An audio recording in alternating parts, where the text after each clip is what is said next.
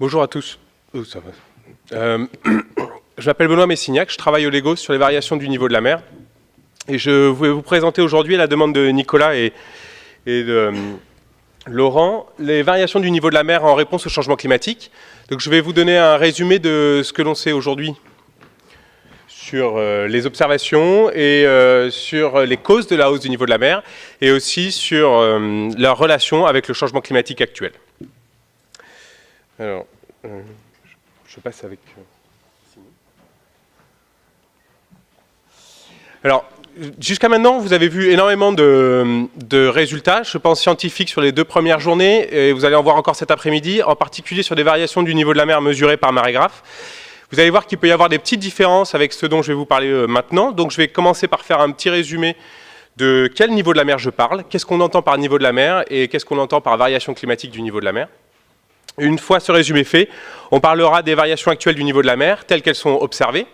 J'en profiterai pour parler d'une question scientifique majeure qui a agité la communauté et qui agite encore la communauté actuelle, qui est de savoir si la hausse actuelle du niveau de la mer est habituelle ou inhabituelle, et est-ce qu'elle correspond, est-ce qu'elle représente une accélération. Puis on regardera les causes de la hausse actuelle du niveau de la mer. On regardera si on peut expliquer précisément les causes, la hausse actuelle du niveau de la mer avec les causes que l'on connaît. Et je vous propose dans un dernier point de voir quel est le rapport avec le changement climatique. Alors tout d'abord, qu'est-ce qu'on entend par niveau de la mer? Donc ça, vous le savez très bien, je vais passer très rapidement. Juste, c'était un point important à faire. D'une manière générale, alors quand on parle de niveau de la mer, en général, on parle de niveau de la mer absolu. C'est-à-dire, nous, en tout cas, quand on fait des satellites, mais je vais vous parler aussi des autres mesures de niveau de la mer. Ce qu'on appelle le niveau de la mer, c'est le niveau de la mer à chaque endroit, à chaque date. Et quand on le référence par rapport à une position qui est fixe, par rapport au centre de la Terre, une position qu'on appelle géoréférencée, on parlera de niveau de la mer absolu. Pour des raisons pratiques, souvent, on mesure le niveau de la mer par rapport à une autre référence, qui peut être par exemple la croûte terrestre lorsqu'on a un marégraphe. On mesure le niveau de la mer par rapport à la position du quai, là où se trouve le marégraphe. Dans ce cas-là, on dit que le niveau de la mer est relatif, parce qu'en fait, vous avez un niveau de la mer par rapport à une référence qui elle-même peut bouger par rapport au centre de la Terre. D'une manière générale, dans la suite, quand je parlerai de niveau de la mer, je parlerai de niveau de la mer absolu. Quand, de manière évidente, je ferai référence à des niveaux de la mer relatifs, quand je parlerai des marégraphes, par exemple, en général, on a ramené ce niveau de la mer à un niveau de la mer absolu en corrigeant le mouvement du sol. Si vous voulez des détails, on pourra en parler par la suite sur cette correction du mouvement du sol. Alors maintenant qu'on a vu ce qu'on entendait par niveau de la mer en tant que définition, je vous propose de regarder à quoi ressemble le niveau de la mer si on le regardait de l'espace. Et on va voir après de quel niveau de la mer, de quel signal je parle moi dans la suite et de quel signal on va parler par ailleurs. Si vous regardiez le niveau de la mer de l'espace, vous verriez ça, un champ statique, avec des variations qui sont de l'ordre de plus ou moins 80 mètres. Vous avez ici moins 80 mètres, ici plus 80 mètres. Vous voyez, il y a des creux de 80 mètres au large de l'Inde, et vous avez des bosses qui peuvent atteindre 80 mètres ici autour de l'Islande. Ce que vous voyez là, c'est les traces, c'est en fait le signal essentiellement du géoïde. Vous voyez très bien d'ailleurs, on voit, c'est-à-dire le géoïde, c'est le champ de gravité. On voit même d'ailleurs les montagnes sous-marines où le champ de gravité est plus fort. Vous voyez qu'il signe très bien sur le niveau de la mer. Ce champ-là, on peut le filtrer, parce qu'on le connaît par ailleurs, ce géoïde, par d'autres techniques satellites, des techniques in situ, d'autres types de mesures. Et on peut aussi en profiter pour filtrer les marées, qui sont importantes. Et vous obtenez ce signal-là. Donc regardez, on a maintenant un signal qui est un peu plus petit, qui évolue entre moins 140 et 140 cm. Et vous avez encore un signal statique. Les gens habitués reconnaissent ici la circulation moyenne de l'océan. Vous avez les gyres ici subtropicaux, les gyres géostrophiques subtropicaux, subpolaires. C'est la circulation moyenne. On peut filtrer encore ce signal. Et enfin, on arrive à un signal dynamique. Vous remarquerez que maintenant les variations sont beaucoup plus petites. On est dans des variations de moins 25 à plus 25 cm. Et vous voyez que ce signal est très dynamique. Et c'est ce signal-là qu'on appelle le niveau de la mer, dont je vais parler par la suite, et que je vais appeler niveau de la mer. Ce sont les anomalies par rapport à une circulation moyenne et par rapport à un géoïde. Alors vous voyez que ce signal est très dynamique, et on y voit tout de suite les signatures du climat. Vous voyez par exemple une respiration nord-sud, on le voit très bien sur le mouvement de la glace ici, mais on le voit aussi sur l'expansion thermique. Vous voyez que là, 2 fois par an, vous avez les années ici. C'est chaud, c'est froid, chaud, froid. Ici, ça c'est le cycle annuel. Vous voyez les événements ENSO ici, et puis vous voyez que ça rougit au fur et à mesure du temps. On va le voir si on revient au début de la vidéo. Si je peux faire ça, j'en suis pas sûr. Ouais, vous voyez que c'est beaucoup plus bleu. Ce que vous voyez là, c'est le changement climatique global. Donc c'est ce signal-là dans lequel on va pouvoir détecter les variations du changement climatique, et ce signal nécessite une précision très forte, très grande. Vous voyez qu'on a des variations de moins 25 à plus 25 cm, mais vous voyez que si vous regardez le réchauffement global, au début on était dans les bleus vers moins 5 cm, et à la fin on est plutôt dans des tons rouges de manière globale, si vous regardez de manière globale, vers 4-5 cm. On couvre 20 ans, sur 20 ans, ça fait à peu près 2,5 mm par an.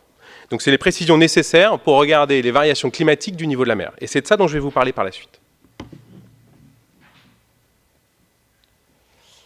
Alors, quelles sont les variations actuelles du niveau de la mer? Je vous propose qu'on fasse un petit tour des variations du niveau de la mer observées depuis l'ère des observations, c'est-à-dire depuis les marégraphes et jusqu'à maintenant.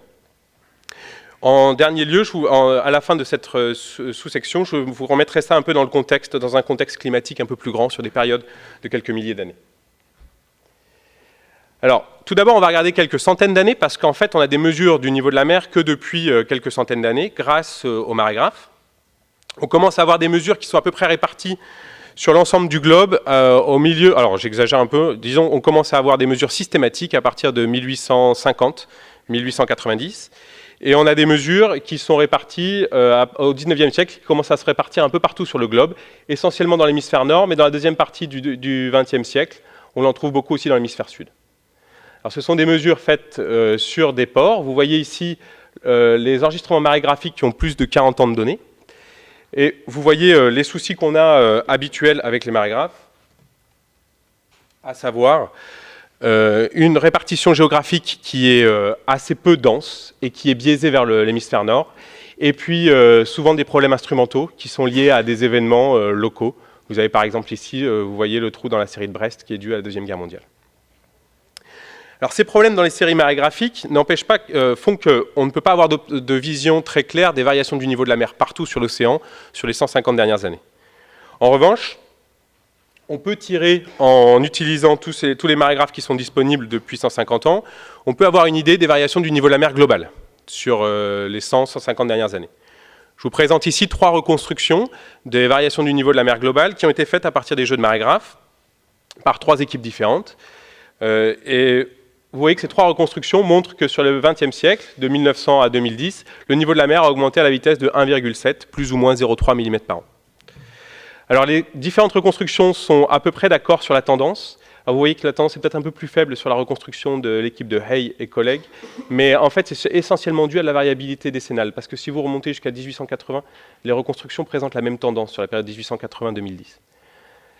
Vous voyez par ailleurs que la variabilité décennale, la variabilité interannuelle entre les différentes reconstructions, elle est assez différente. Donc on a déjà rien qu'au niveau global, même aux échelles décennales et interannuelles, une certaine incertitude qui vient du fait qu'on n'est pas capable de reconstruire proprement le niveau de la mer avec le jeu de marégraphes qu'on a jusqu'à aujourd'hui. Mais l'information importante qu'on peut en tirer aujourd'hui, c'est cette hausse du niveau de la mer de 1,7 mm par an. Alors récemment, depuis bientôt une trentaine d'années, j'exagère un peu, mais depuis 1993, on a des mesures du niveau de la mer par satellite, grâce à une série de satellites qui s'appelle TOPEX, puis Jason 1, Jason 2 et Jason 3 qu'on a lancé il y a 2 semaines. Cette série de satellites a permis pour la première fois d'avoir des mesures du niveau de la mer suffisamment précises pour faire des variations climatiques. On avait des mesures du niveau de la mer avant la série TOPEX Jason, mais elles ne permettaient que de faire du géoïde marin ou de la circulation moyenne parce que les précisions n'étaient pas assez grandes.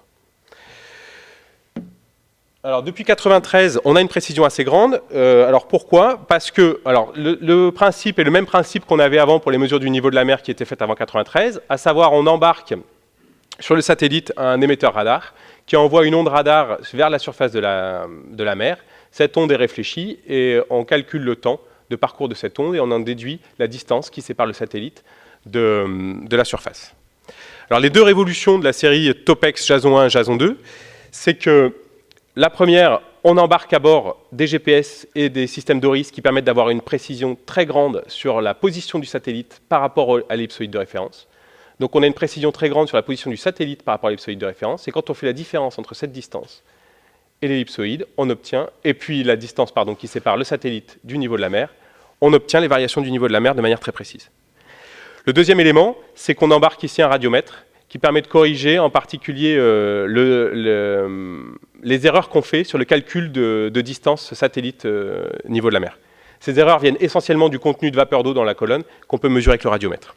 Donc ce sont vraiment les deux révolutions qui ont permis d'arriver à des précisions de l'ordre de quelques dixièmes de millimètres par an sur le niveau global et des mesures qui sont de l'ordre de 1 à 2 cm sur chacune des mesures indépendantes. Et grâce à ça, on peut faire du climat. Alors l'avantage des satellites, comparé aux marégraphes, c'est que les satellites donnent une vision globale. Je vous revoyais ici la circulation, les variations du niveau de la mer entre 1993 et aujourd'hui observées par les satellites altimétriques. Pas seulement Topex et Jason, parce qu'aujourd'hui on a à peu près une dizaine de satellites qui participent au calcul de ces mesures. Donc là c'est vraiment la première grosse nouveauté, c'est qu'on a une vision globale. Vous voyez qu'on a des variations du niveau de la mer partout dans l'océan. Et la deuxième, c'est que depuis qu'on a les satellites, on a confirmé que le niveau de la mer augmentait très rapidement sur le XXe siècle, enfin sur la fin du XXe siècle, avec une hausse du niveau de la mer de 3,3 mm par an. Ce qui est beaucoup plus rapide que ce qu'on observe sur le XXe siècle, et ce qui est aussi confirmé par les marégraphes. Sur cette même période, les marégraphes indiquent une hausse du niveau de la mer de l'ordre de 3 mm par an. Alors, cette hausse est particulièrement rapide. Je propose là de vous remettre un peu ça dans le contexte des 3000 dernières années. Je vous présente juste les 300 dernières années pour qu'on y voit bien sur la figure, mais le schéma est valable pour les 3000 dernières années. Donc si on remet en contexte, vous avez ici les mesures du niveau de la mer observées par marégraphe depuis la fin du 19e siècle, depuis 1880, donc les 1,7 mm par an dont je vous parlais. Vous avez ici l'observation marégraphe et l'observation satellite qui indiquent une hausse du niveau de la mer de 3,3 mm par an. Et je vous remets ça en contexte avec des observations qu'on a par des proxys, c'est-à-dire des phénomènes physico-biologiques qui peuvent nous indiquer les variations du niveau de la mer sur des périodes plus longues que l'époque où on avait des mesures. Ici, ce que vous voyez, ce sont des mesures qui sont faites dans des marais maritimes. On fait des carottes sédimentaires dans les marais maritimes. On regarde le biotope qu'il y a dans ces carottes sédimentaires et on sait que le biotope s'organise en fonction de la distance au niveau de la mer moyen. Lorsqu'on fait suffisamment de carottes sédimentaires tout autour du monde, on peut avoir des mesures du niveau de la mer qui remontent sur quasiment 1 millier d'années ou 2 milliers d'années, qui sont très précises. Après, il y a d'autres techniques un peu moins précises qu'on utilise pour remonter encore plus loin. En gros, depuis 3000 ans, le niveau de la mer a très peu évolué. Il évoluait autour de 0 avec des vitesses de l'ordre de plus ou moins 0,3 mm par an. Sur les périodes récentes, on a une accélération très nette à la fin, au cours du XXe siècle, avec des vitesses de 1,8 mm par an, et encore à la fin du XXe, avec des vitesses de 3,3 mm par an, c'est-à-dire de l'ordre de 10 fois supérieur à ce qu'on a observé sur les 3000 dernières années. Alors, comme vous voyez, cette hausse du niveau de la mer est inhabituelle dans un contexte des quelques milliers d'années passées. Et je vous propose qu'on essaie de voir si on peut les expliquer, essayer de comprendre les causes de cette hausse du niveau de la mer. Alors à ces échelles de temps, les échelles dont on est en train de parler, quelques milliers d'années jusqu'à l'interannuel, il y a deux causes essentielles qui peuvent faire varier le niveau de la mer. La première, c'est l'expansion thermique. Si l'océan se réchauffe, les couches d'eau océaniques se dilatent et le niveau de la mer augmente. Inversement, si l'océan se refroidit, les couches d'eau de mer se contractent et le niveau de la mer diminue. Vous avez une deuxième cause qui peut faire varier le niveau de la mer, c'est la fonte des glaces qui se situe sur les continents. Lorsque les glaces fondent, elles rajoutent de l'eau à l'océan et le niveau de la mer augmente. Je vous présente ici la hausse du niveau de la mer observée par l'altimétrie satellite et confirmée par les marégraphes sur la période 94, 93, 2012. Et je vous présente ici l'expansion thermique de l'océan calculée à partir des mesures de température de l'océan en rouge. Vous avez ici en bleu clair la perte de masse du Groenland et de l'Antarctique. Et vous avez ici les pertes de masse dans les glaciers de montagne. En noir, c'est la somme de ces différentes composantes, ici glaciers et calottes polaires. Lorsqu'on somme ces deux composantes, c'est-à-dire la fonte des glaces continentales et l'expansion thermique, on obtient cette courbe ici bleue, qui, vous voyez, n'est pas tout à fait la même que la courbe bleue en trait plein, puisqu'elle a des différences au niveau variabilité interannuelle, mais qui est très proche en termes de tendance. On évaluera ça de manière quantitative tout à l'heure. Alors, comment sait-on que l'océan se réchauffe ? Alors, on sait que l'océan se réchauffe grâce à un très grand nombre de mesures qu'on a depuis la fin de la Deuxième Guerre mondiale, un peu plus tard. Ce sont des mesures qui, au début, ont été faites par des sondes jetables essentiellement le long des routes commerciales. Donc, vous voyez ici l'échantillonnage qu'on pouvait avoir entre 1955 et à peu près les années 2000. Et puis on avait aussi des mesures par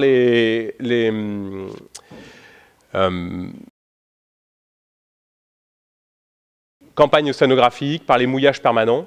Mais ça restait un certain nombre de mesures avec quand même des trous dans la couverture. On estime que c'est seulement à partir de 1970 qu'on commence à avoir une couverture globale qui ne couvre quand même pas l'océan austral. On a très peu de mesures dans l'océan austral. Depuis 2000 et depuis 2003 essentiellement, où la couverture est quasiment globale, on a des mesures par des profileurs autonomes qu'on appelle les profileurs Argo, qui sont des profileurs qui plongent dans l'océan à 1000 mètres de profondeur, échantillonnent l'océan en température salinité, dérivent, puis replongent encore de 1000 mètres de profondeur pour ceux qui vont le plus profond, échantillonnent de nouveau sur la verticale en température salinité, remontent à la surface et envoient leurs données au centre opérationnel, dont un se trouve à l'Ifremer par exemple, mais je crois qu'il y en a un à Washington aussi. Aujourd'hui, vous voyez la couverture de Argo. Donc ça, voilà, vous avez plus de 4000 profileurs autonomes. Cette couverture est quasiment globale. Une couverture on a un flotteur tous les 4 degrés tous les 10 jours environ. Un profil tous les 4 degrés tous les 10 jours.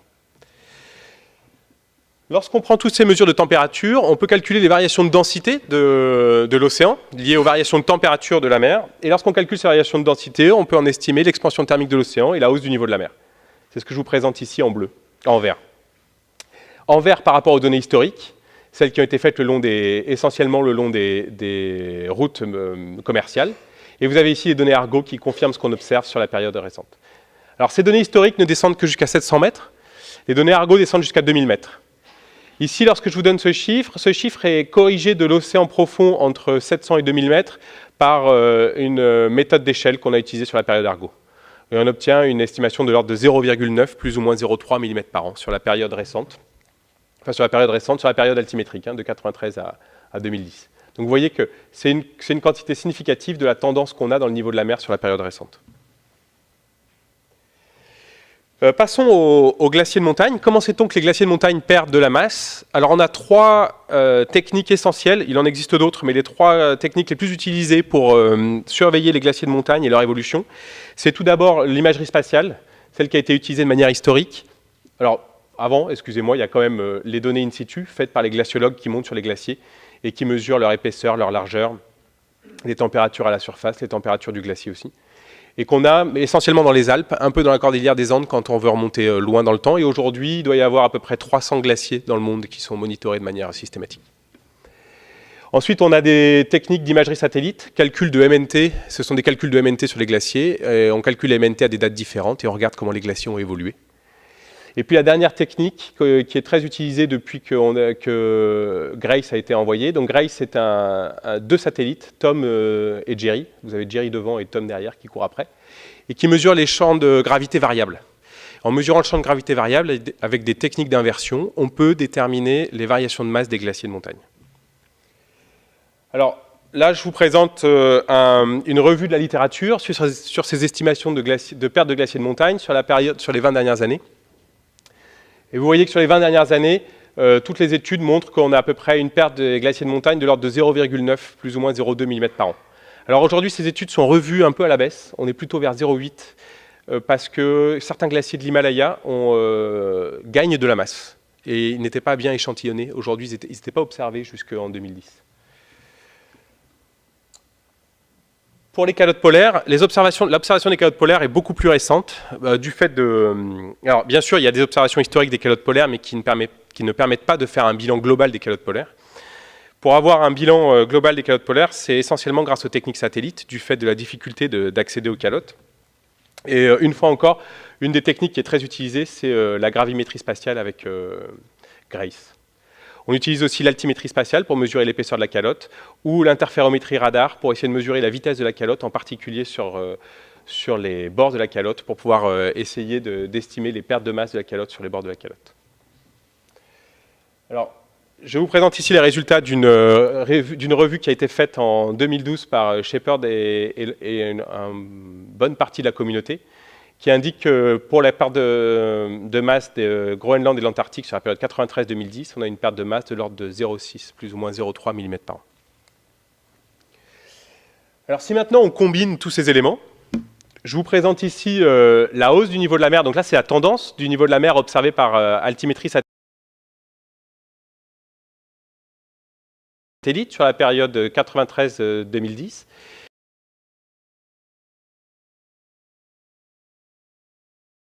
Et qui indique une hausse de l'ordre de 3,2, plus ou moins 0,4 mm par an.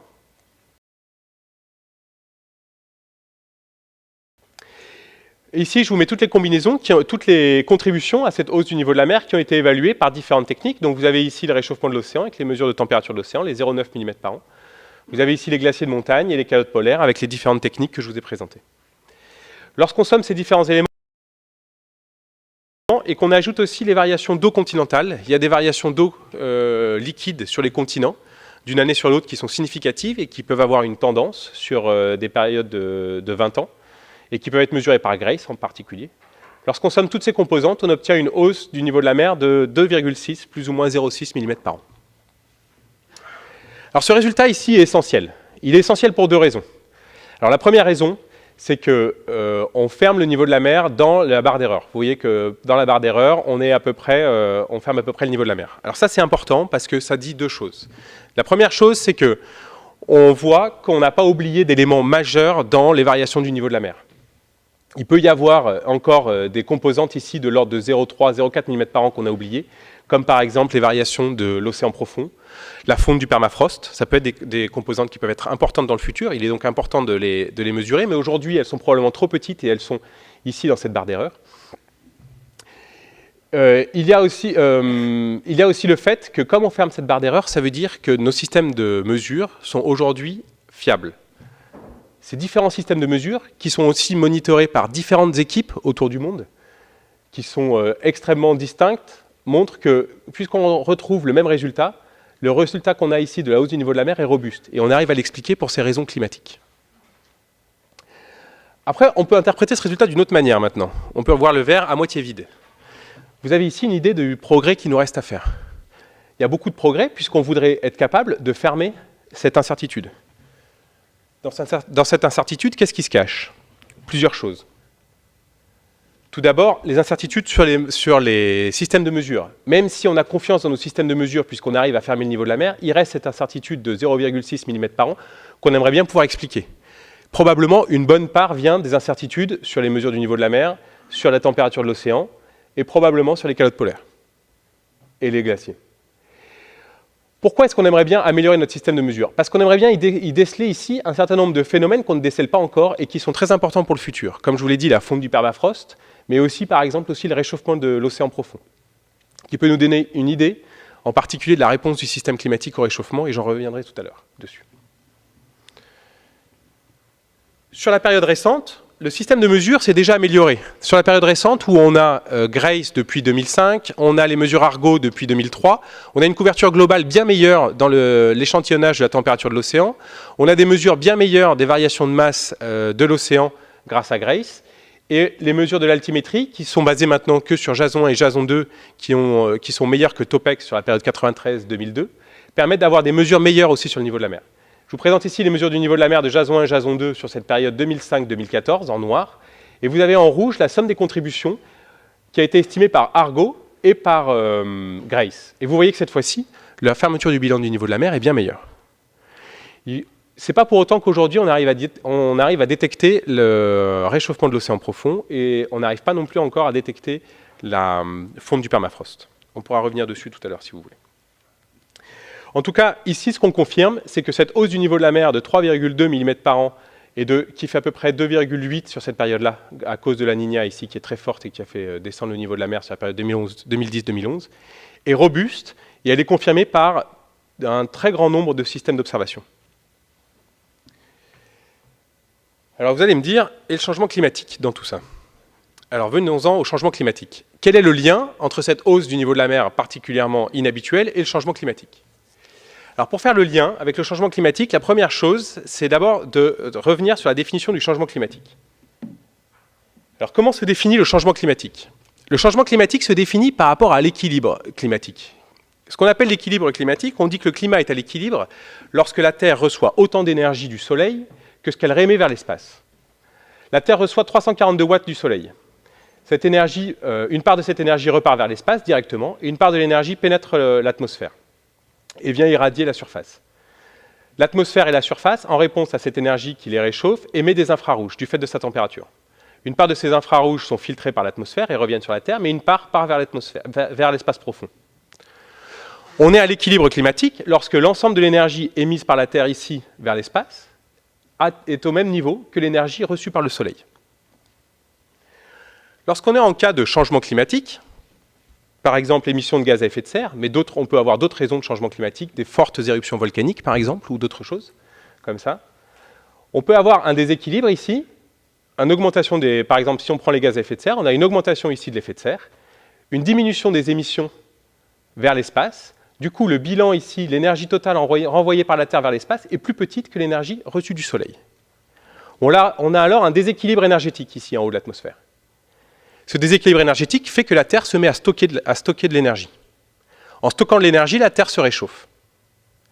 La Terre va se réchauffer jusqu'à atteindre un état de température où ces émissions infrarouges vont être suffisamment fortes pour rééquilibrer ici la quantité d'énergie qui s'en va vers l'atmosphère et qui correspondra à la quantité d'énergie qu'on recevra du Soleil.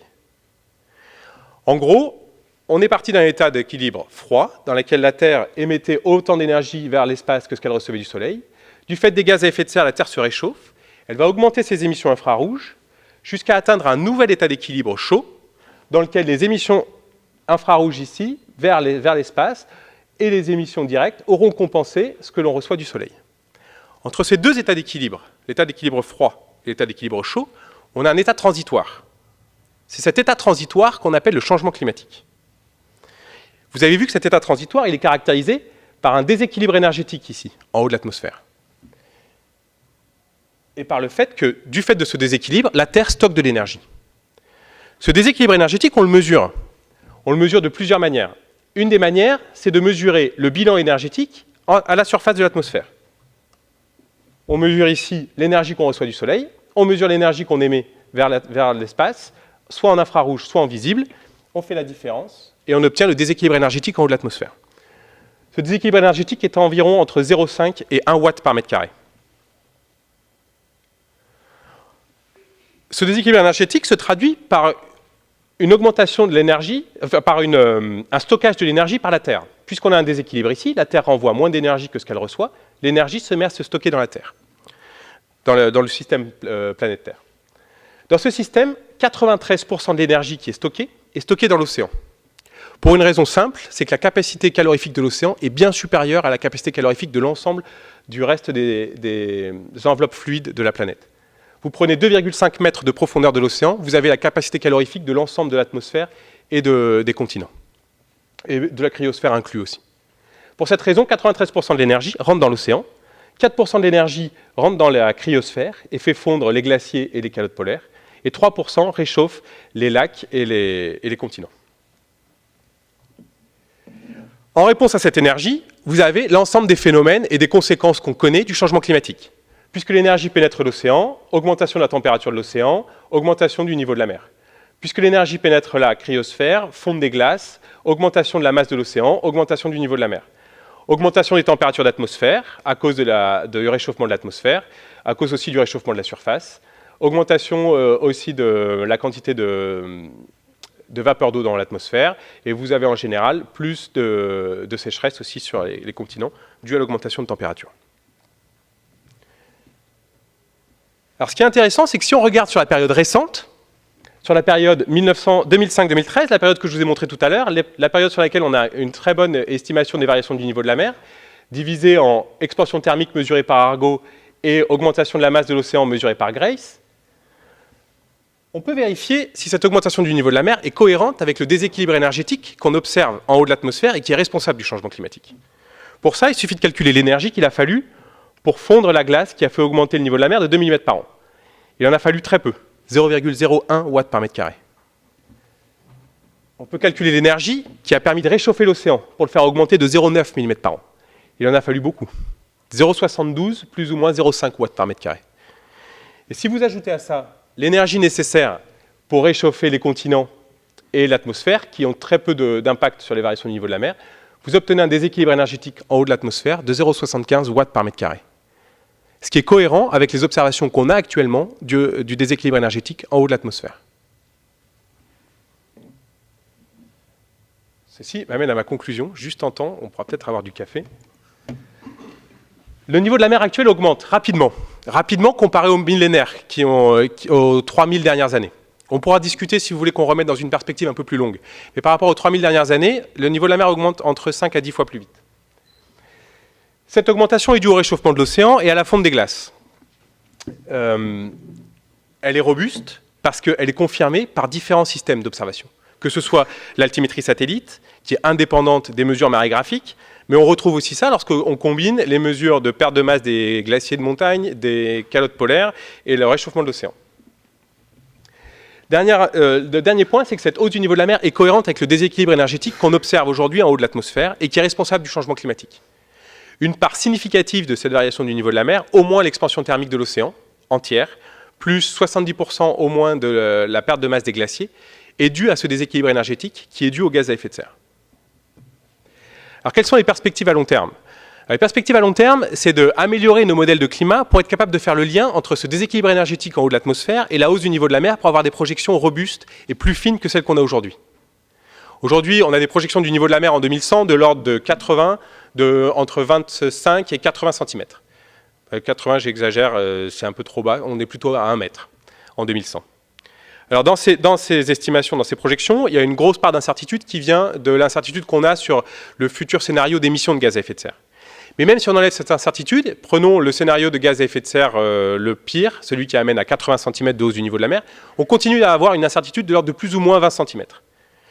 Cette incertitude est due au fait qu'on ne sait pas très bien comment ce déséquilibre énergétique en haut de l'atmosphère se propage dans le système climatique et comment l'énergie vient pénétrer l'océan et va faire augmenter le niveau de la mer de l'océan, ou en particulier comment l'énergie pénètre la cryosphère et fait fondre la cryosphère et fait augmenter le niveau de la mer. Donc ça, c'est une des perspectives qu'on a dans les futures années, c'est d'améliorer ces modélisations. Deuxième élément, pour améliorer ces modélisations et pour avoir une idée des variations du niveau de la mer dans le futur, il faut continuer à observer le niveau de la mer sur des temps longs. On est en train de parler de variations climatiques, c'est-à-dire des variations de l'ordre de l'état du climat moyenné sur une trentaine d'années, et on regarde comment ces moyennations évoluent au cours du temps. Il nous faut des mesures long terme du niveau de la mer précises. Et pour ça, il faut continuer à monitorer le niveau de la mer, en particulier par satellite, mais aussi par marégraphe. Deuxième élément, il faut réduire les incertitudes, et ça veut dire réduire les incertitudes sur le bilan du niveau de la mer, pour être capable de détecter des contributions à la hausse du niveau de la mer qui demain pourront être importantes, comme le permafrost par exemple, ou l'océan profond. Et pour cela, il faut améliorer nos mesures des différentes contributions, en particulier étendre Argo